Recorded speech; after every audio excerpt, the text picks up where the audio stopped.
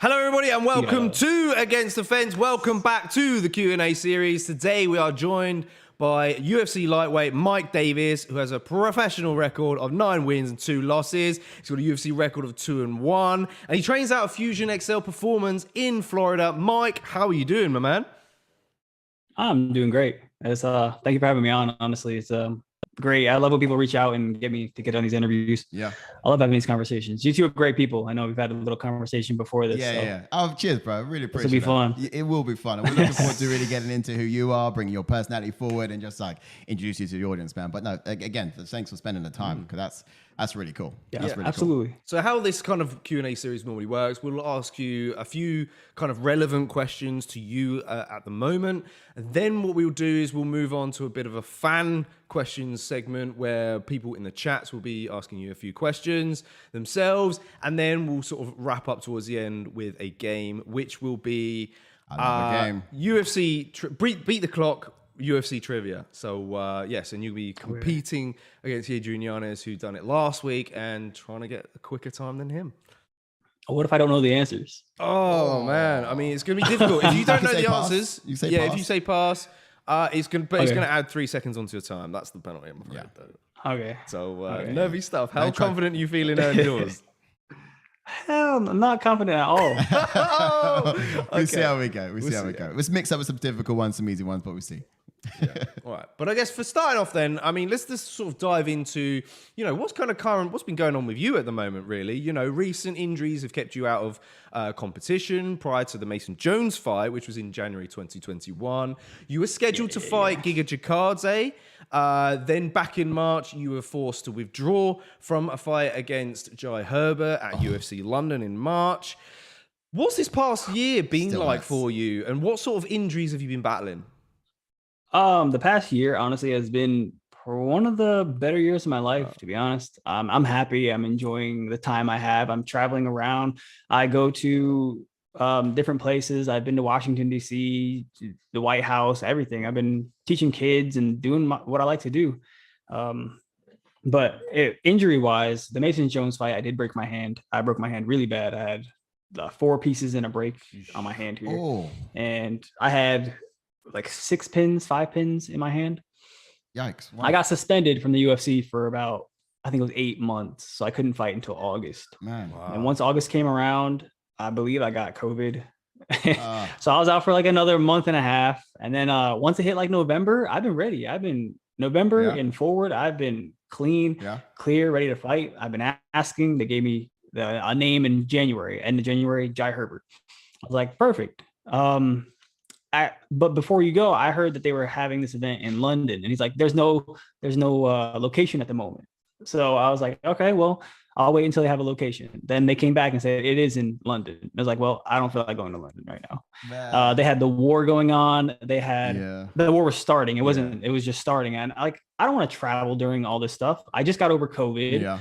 My mom is sick. She was in the hospital. Oh man. Sorry. And then I heard how the UFC does their tax laws with the London people coming over and going there back and forth, and how they take this so and such percent. So it wouldn't have been worth it to me to fight at that time. Okay. Yeah. So I denied that fight. And then ever since, I've just been waiting. I've been waiting for a name. Yeah. Okay. But in terms of the hype and the excitement of that UFC London event, I mean, how do you feel now? Does it hurt just a little bit? Just a little bit.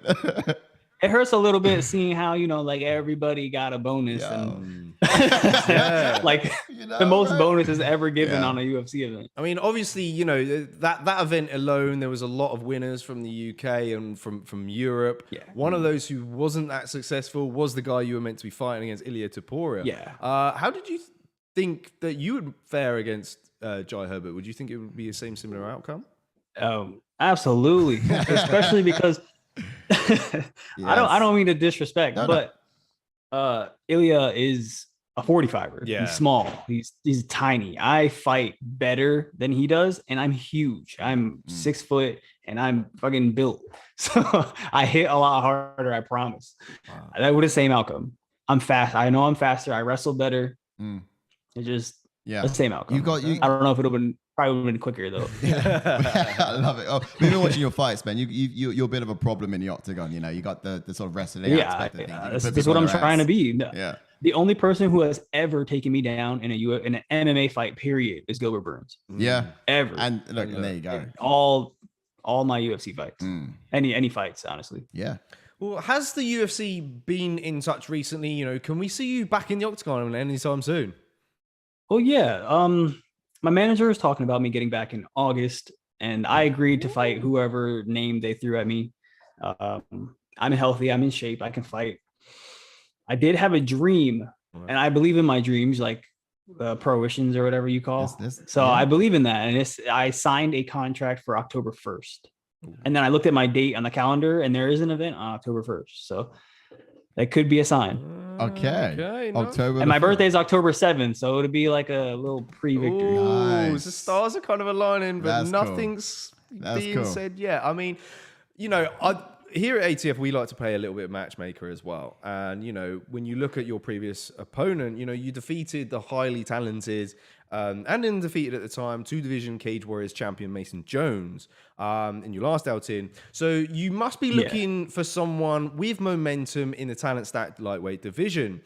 Like I said, we like to guess potential matchups, you know. Maybe someone like a Thiago Moises or a Francisco Trinaldo would be the ideal sort of match. I like Thiago. Me and Thiago train together. Yeah. Oh, is it? Okay. I like Thiago. I didn't say it on Tapology. I like Thiago. He's like the nicest person ever. Really? Okay. Well, who was the other guy you said? Thiago Moises. So what do you think of that? The other guy? Francisco Trinaldo. Yeah.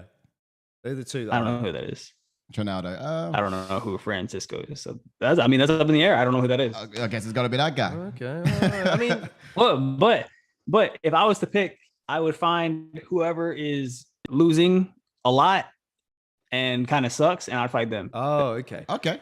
All right. You go for the. If I have to be honest, I will fight the bums. Whoever sucks. Okay. I would fight them. What's the goal here? Are we talking highlight reel? Are we talking about just sort of like the goal in the UFC is to use the platform to build your name, to build your brand. So I would go in there and I feel confident no matter who I fight. So I'm going to go in there and I'm going to throw spinning back kicks and show you guys the things that I normally do in sparring that I never do in a fight. Love to see it. That way, when I do get this spinning heel kick knockout and do a backflip or something, I don't know. And then I get that 100,000 followers on Instagram, and now I'm making money outside the UFC and in the UFC, and I'm living a comfortable life. That's kind of what I'm after. Smart businessman. The chase for gold, like everybody wants to fight every month. I don't want to do that. I don't want to have to fight, and then I got injured. Say I got injured in the fight. Now I have to recover. And then immediately when I'm done recovering, I'm like, I got to fight again. So I got to start training hard. And I don't want to do that. I want to live. So I fight, I recover, I travel, I help people, I do my own thing. And then later down the road, 8 months, maybe a year, I've been fighting like once a year since I got into the UFC. It's been once a year. And I just live my life. I don't want my life to revolve around MMA. Is it fair to say you do enjoy the training aspect of it? Like you enjoy that? Oh, I love it. So that's why you're such a good fighter. But I don't consider that outside the octagon. It just bleeds into it effectively. Yeah. So I don't consider it working or anything. I just consider it something that I like to wake up and go do. Yeah. No, I love that. And then I get to eat whatever I want because I'm burning 10,000 calories a day. So I get to go eat anything I want and feel fine. Yeah. So it's great. It's a good life. You're not looking to suffer for it. It's a good life. You know, as long as you're enjoying it and it's doing well, then awesome. Yeah, this is a unique kind of different fighter that we've not sort of spoken to before. You know, we're completely different. It's a different outlook, isn't it? Yeah. It's a very different outlook. I mean, a lot of fighters you tend to find will come on to here and say, next big dog, give me a chat, give me someone who I can go in there and just sort of help me get closer to number one. And everyone's chasing gold. You're right, everyone's chasing gold. Oh. But all of them are. Yeah, and this is a very different outlook that we're seeing here. And you know what? Thank you. It's interesting. It's very interesting, and it's not a bad outlook. No, it's not bad. I mean, it's not an outlook for someone who's in the UFC and who made it to the top of an organization of a sport. The top 1% only make it to the UFC. I mean, it's not the mental outlook of someone that you see getting here, but I use it as my ground. Yes, my financial freedom. Yeah. Yeah. I totally get that. I totally get that. Oh, yeah, fair play. Fair play. Now let's talk about your time at Tiger Muay Thai, because I've been interested to get into this kind of topic. You were there back in 2019. It's not your usual gym. You have to go through a sort of tryout process, and a lot of successful fighters have had the privilege of training there. You know, the likes of Volkanovski, Rafael Fiziev, Peter Yan, Hamza, just to name a few. But what was the one thing you were able to take away from that experience, and in what way has it made you a better fighter? Oh, okay. So going to Thailand was the best time of my life. I would go live there if I could. Nice. And what I took away from that was the love for training. Like, people show up every day because they love to train. Over there, it's different because you start fighting at like 5 years old, 7 years old. So it's a lot different over there. They love to fight, but everyone shows up every day just to train, and they love it. And they have a class going every hour throughout the entire day. It's not like over here in America where we have the 11 to 1 o'clock pro training, and then at night you got 6 to 7. It's every hour, all day long. You can come do whatever you want all day long. So it's great. Nice. And I love that. The discipline, the never quit. When we did the pad work with them, their goal was to break us. They knew our combination. They wanted to hit us while we were in the middle of striking. So we were exhaling and had no way to brace for a punch or a stomach shot. So they kept hitting us in the stomach. And that showed me that you need to have mental discipline in order to continue going far in the sport. Very, very cerebral, that, in terms of like the mechanics, what goes through their head when they're sort of striking. It's like he's breathing out now, attack him in the stomach and wind him a bit. Oh yeah. That's brilliant. That's brilliant. So I asked for the hardest people when we were doing the pad work, which was Top Cern at the time. And they call him the mustache guy. All right. So I asked for all these Why people, is that, and I just does he probably like handlebar mustache. He has like a handlebar mustache, and he like flying knees everybody. Oh, bro! And when they're doing pad work, he like Ash will love that guy, wouldn't he? You in the face. No knees. Something I've made Ash always say. So yeah, I asked them to do pad work with me to see if I was tough enough to be in the sport. I did. That was the first time I ever got dropped. Wow. And it was just from knees. It was repetitive knees to my stomach while I was hitting pads. Wow. But it showed me, like, I got back up and I kept hitting pads. So it showed me that I have the mental discipline for this. Yeah. I mean, it's things like that have really sort of carried over, isn't it? You know, when you Yeah. look at the likes of Fiziev, who's just come up like and looked phenomenal every single fight and taken out a former champion as of this past weekend. This is a lot of mental belief over there. They believe that they are good. They train, they're tough, they're mentally there. Yeah. And I know I got that from Fiziev when I sparred Fiziev over there. He's just mentally there. Wow. That's amazing. I mean, this kind of carries on nicely to my next question then, because even though you looked fantastic in your last fight and you showed incredible levels of toughness, recently you've spoken about getting your mental state right to compete. Yeah. And you've even brought in a sports psychologist on board to help. How long have you been working with them, and are you noticing huge benefits already? I worked with them all through the start of the year until about April. Okay. And then we kind of just slowed the roll because I became aware of what I'm doing and understanding of the things that they were teaching me. So I didn't need to have them talking to me every single day or every other day as we were. It was kind of overwhelming to just keep trying to do this. Now it's becoming second nature, the things that I've learned, and the beliefs that I have in myself are far superior than what they were before. Okay. When I fought Mason Jones, I had no idea what I was doing. Mm-hmm. I didn't really think about how my life was going or anything. I was just looking for a fight. And when he said yes, I had no idea who he was. I didn't know anything about him. I just said, sure, Mason Jones. They said, he's 10-0. I was like, I don't care. Sure, 10-0, whatever. I took the fight. And after the fight, you saw I got emotional. I didn't really know what I was doing in my life. And I kind of have a better understanding now. Wow, that's cool. So yeah, really, it's been a huge impact and a huge lesson for you. Yes, it was a really, really tough fight, and it definitely put you through the paces because Mason Jones just kept coming forward, man, and he's like a zombie. Yeah. He's tough. Yeah. Tough kid. Him and the last two people I fought, they were both just indestructible people. Yeah. Yeah. It says a lot about sort of like your ability as well when the matchmakers match you up with these talented prospects in the UFC. Like, it says a lot about what it was expected of you, of course, in there too. You know, it's crazy. Yeah. I do know that they expect me to be up in the top rankings. Yeah. And to be honest, I believe I belong there. I'm just taking the slow road. I'm enjoying the steps. I'm not trying to rush. Okay, that's cool. And I guess when you said about, you know, you started to realize something's pretty different. You said it just a moment ago. At what point did that happen in your journey? Like, was this when you was out in Thailand? Was this sort of like after that fight? Was there a particular point in which case you started to realize a bit more about what it is you wanted and what fighting meant for you? It was after the Mason Jones fight. It was after. It was while I was kind of homebound with, I had both hands taken, not hands, but this arm, this shoulder, and this hand. I had surgery on both, so I didn't really have hands to do anything. So I was kind of just able to think about my life for a few months and not doing anything. And it was really eye-opening to see the things that I want to do and how I can do them. And I wanted to use the UFC as a foundation to support all this. But I think my next stop in life is just probably strictly content creation and like social media. I'm going to really take it to the next level and focus more on that. Yeah, so you're a bit of a gamer yourself, And right? Yeah. What sort of things? What's one of your sort of favorite things to play? Warzone. Yeah, I'm one of those Man, guys. But again, like that's my hobby. That's my getaway. yeah. I like to train.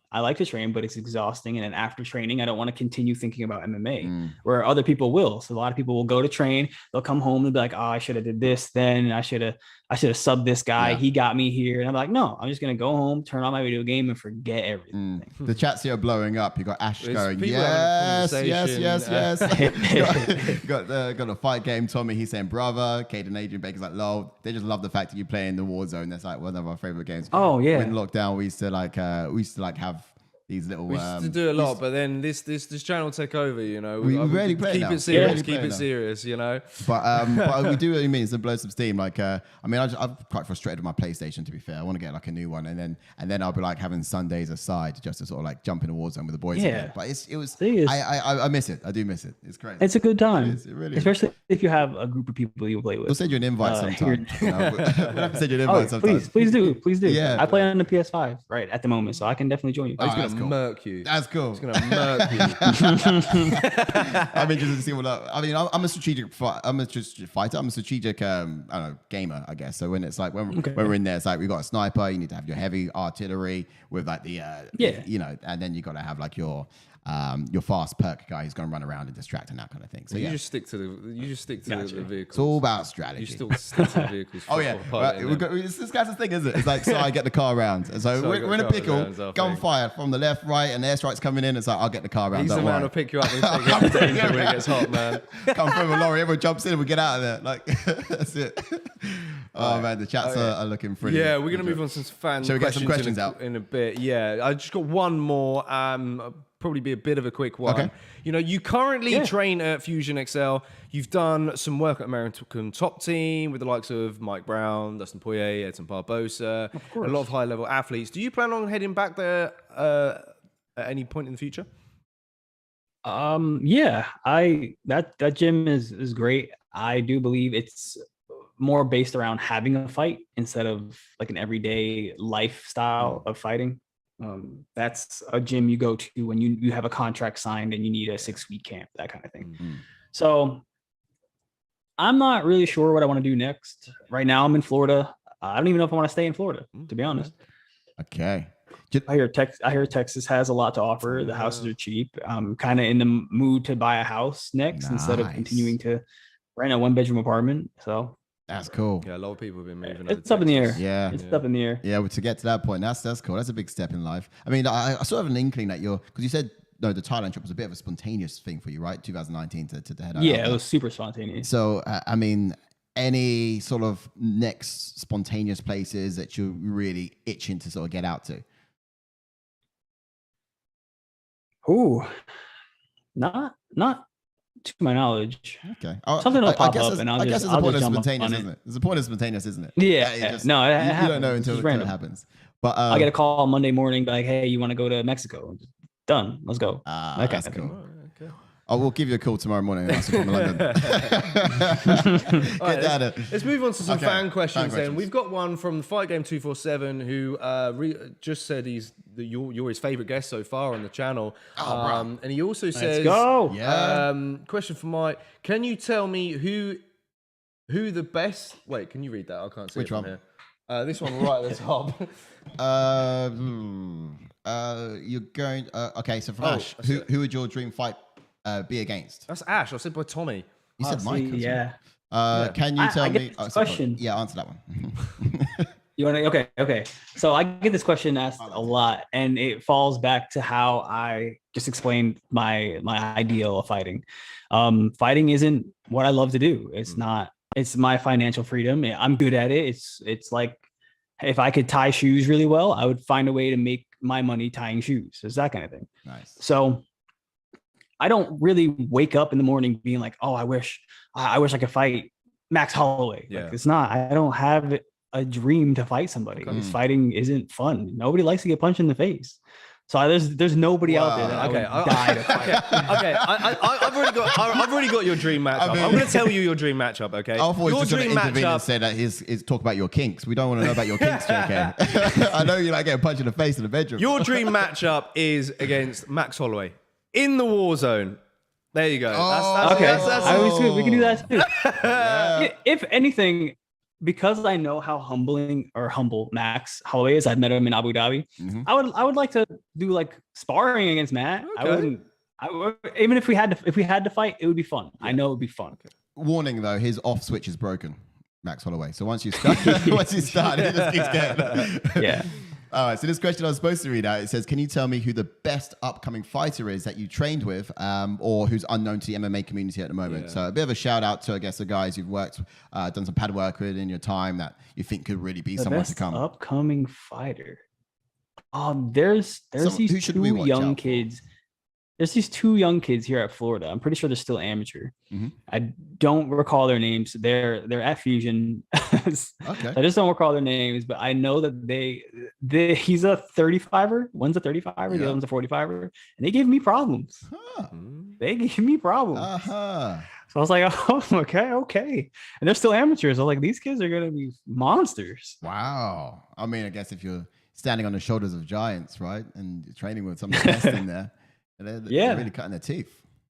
All right. Yeah. I can get their names, and I'll shoot you a message what their names are. Yeah, that'd be cool. That would be cool. Yeah. Shout out to those guys. I mean, they deserve it if they're giving you problems.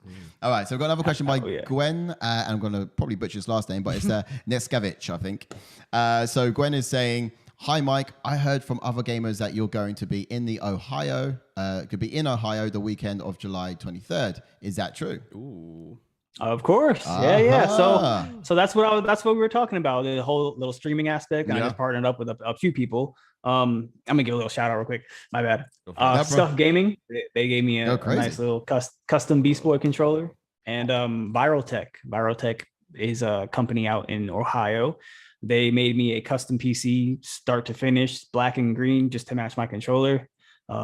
Designed on the inside, green wraps on the inside. So Wait. I'm gonna get that piece. Yeah, it's a nice PC. He's designed on the inside?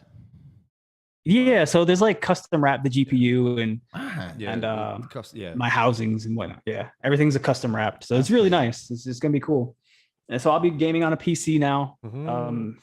But I think I'm gonna get it when I go out there because they wanted to make content of me having the PC, me like being gifted this $5,000 computer. Bruh, that's gonna be cool. Can I come? I mean, we gotta get tickets out there. Yeah, I mean, I will be at the Viral Compound, July 22nd, 23rd. 22nd, 23rd. And then I'll be hanging out in Ohio the 24th for a few hours, maybe like get lunch or something. Yeah, we got UFC London that date. UFC London will be on that one. So it's a big yeah. one for us. So but that sounds pretty 23rd, cool. Bro. I'll definitely be watching that. Yeah. Shout out to you though. Still, that's awesome. Yeah, Gwen right. even says I really want to meet you as well. So hopefully Gwen will be in Ohio and hopefully can catch you there. We got any more questions Nice. in There the you go, chat? I Gwen. think we have Awesome. one from Something about this one from Canadian Bacon. Canadian Bacon. Nicely chimed in. So he said, what legend of the sport would you say has been most inspirational for you in your MMA career? All right, so I would say Dustin Poirier. Ooh, there you go. Only because like I said, I've trained at American Top Team. I trained with him about 5 years ago. Yeah. When I was still an amateur, 6 years ago, when I was still an amateur fighter. I was like 9-0 as an amateur, and I went and trained with him.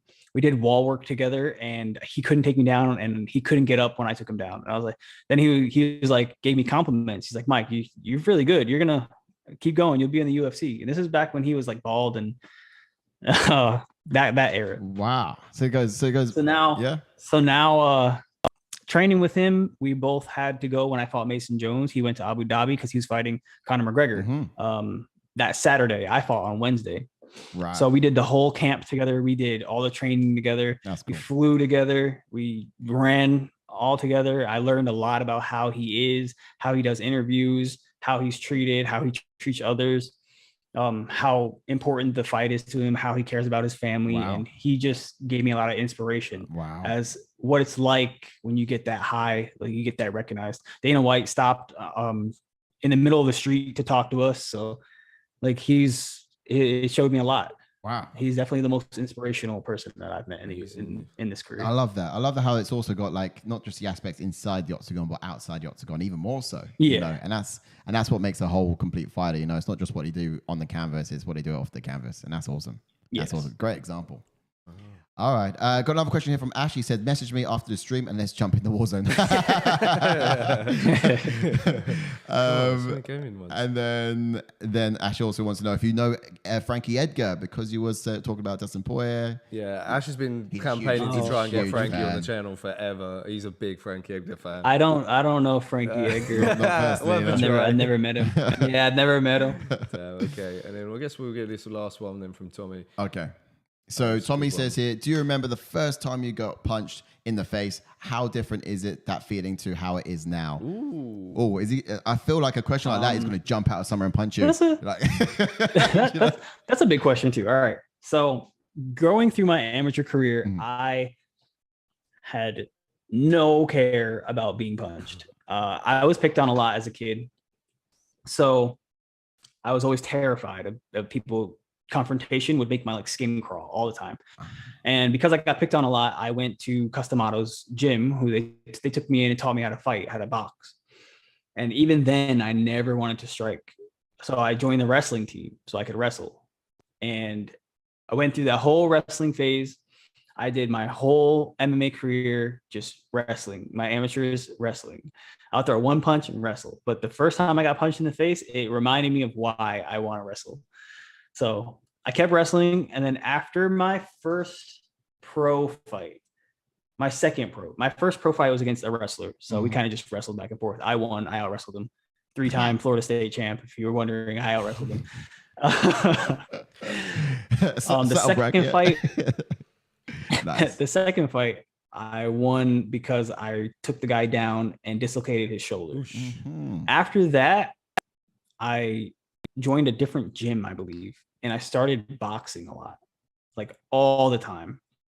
So I was getting punched by undefeated. They were bringing in undefeated fighters for me to spar so I can get ready to be in the regional scene for MMA. Because after my second fight, I was 2-0, but they were asking me to fight these 8-1, 9-0 guys. So I was ready to take fights. So I needed better training partners. So there's always undefeated boxing people because they move the best and they hit the hardest. So yeah.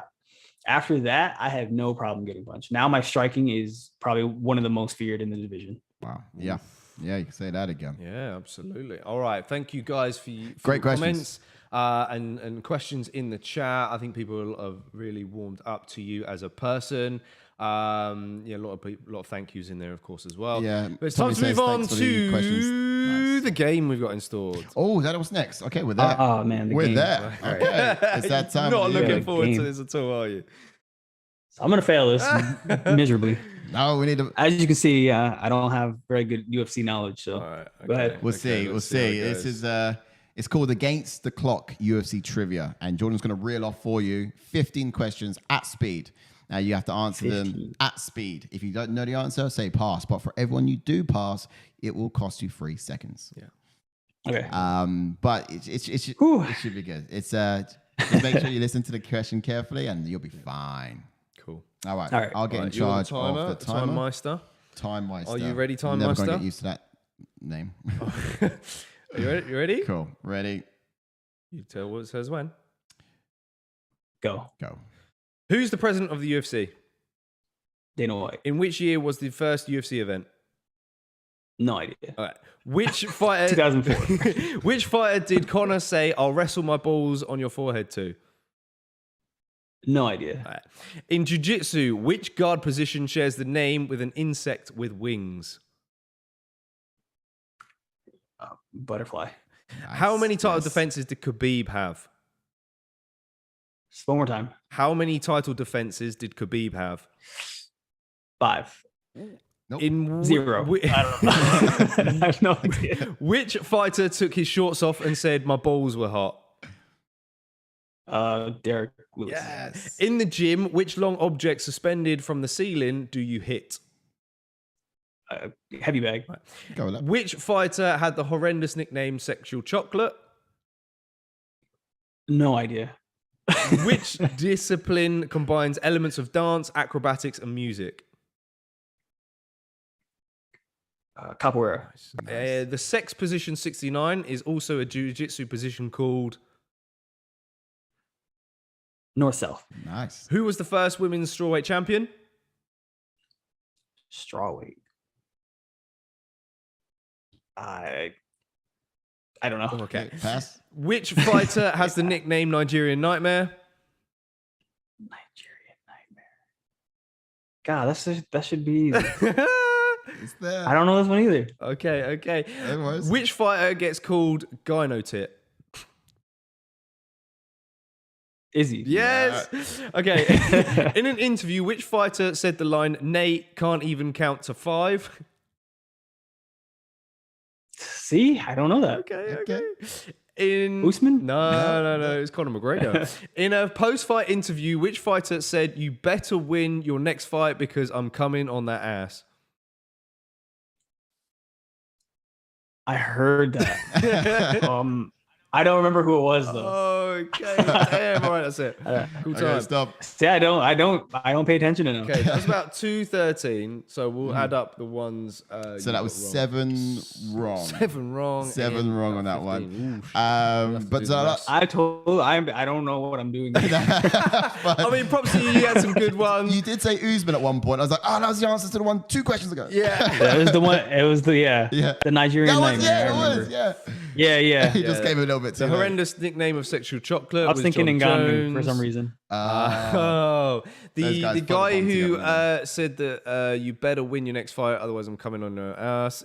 Was Aljamain Sterling. Sterling. Yes, Oh, I man. know. And then the one earlier on, which the fighter said, "I'll rest my balls on your forehead," and that was Conor McGregor said that to Chad Mendes. So Yeah. just a couple wrong there, but lucky. So the time, Oh. of course, you got was it? I saw 2:12 point something. Yeah. So we'll go to 2:12, and then we add 21 seconds onto that. So 7 questions wrong, I each at a took 3-second maths. penalty.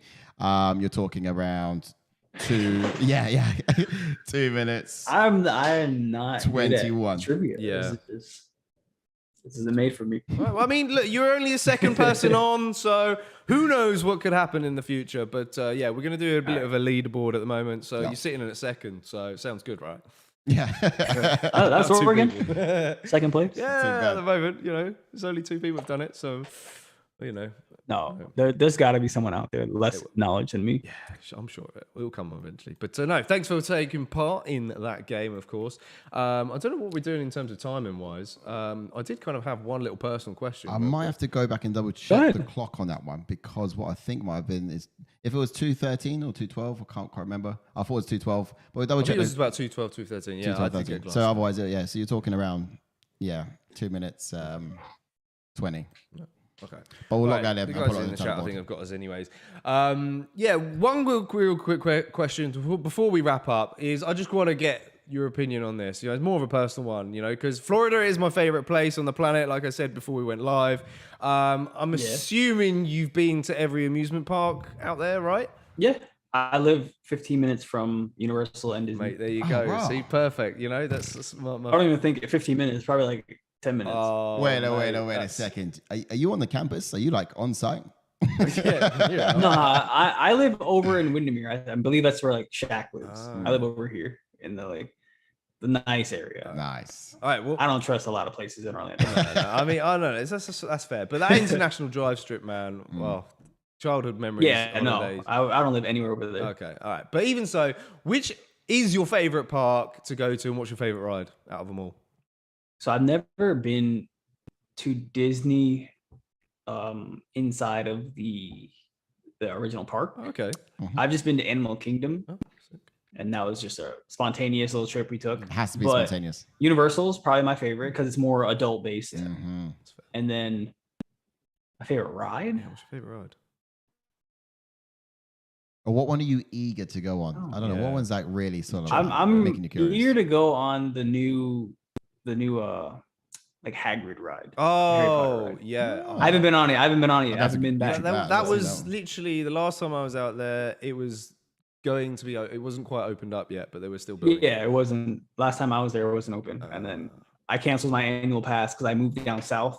And now that I'm back, I need to get the annual pass so I can go. Right, it's got annual pass as well, man. Yeah. Oh, I'm jealous, man. Literally, I would love to move out there. Not gonna lie. Oh, All right. One day, eh? Yeah, one day. Who knows? All right, man. All right, Mike, you've been phenomenal guest, Absolutely man. awesome. Guys have enjoyed themselves 100%. listening to you, your opinions, appreciate it. you know, and getting to know you as a person. I wish I knew more answers. Trivia. That's right. That's all right. cool. We'll get you with a better game, like we said before. If you can give me movie trivia, All right. I watch every single movie that ever comes. Oh, okay. All right. Oh, That's yeah. the one for next I know time. all movies. I don't know anything about anything. Okay. What's the last? I know a lot about jujitsu. What's the last song? That's all the questions I got right. Oh yeah, True, that's true. true. That's true. I'm very good at jujitsu, so jujitsu is my thing. That is the one. I mean, there was actually one question that did come in a little bit too late. It was Camille Killer, and we do have to go, but he did want to know what's that one fight you want to see this year, like if there was that one fight. I thought maybe it'd be a jiu-jitsu based sort of fighter, perhaps. I'm not too sure. Oliveira versus anybody. I love watching. him. Yeah, He's so good. Yeah, he's cool. Yeah. He's cool. It's him and Islam. Yeah, let's hope that gets. I'm ready to see if BJJ takes out wrestling or wrestling takes out BJJ because we'll find Oh out. yeah. Sambo against Jiu-Jitsu. Going up That's against so each other. We're intriguing, gonna have to man. see I that can't sort of be played out on the stage. I mean, to be fair, Yeah. Oliveira's been able to have an answer for every question that's come before him today. Yeah. Oh yeah. And I mean, I'm not even going to get into the bit about the belt. I don't- I ain't going to start talking about what happened with the belt Yeah. because that didn't make me happy. That's nonsense. The scale issues. We're not using digital scales right now. There's a lot going on. Right? I mean, ain't nobody got time to get into that right now. Hey, All right, man, guys we who's have been to say tuning bye, in, but- you guys have been amazing. Hit a like on the video, of course, as well. And if you join us for the first time, don't forget to hit that subscribe button. This has been Mike Davis. Mike, thanks again for tuning in to the man. show. And we'll catch you in a bit. Absolutely. All right. Thanks, guys. Yeah. All right. Thank you. I'll get that message out to you too.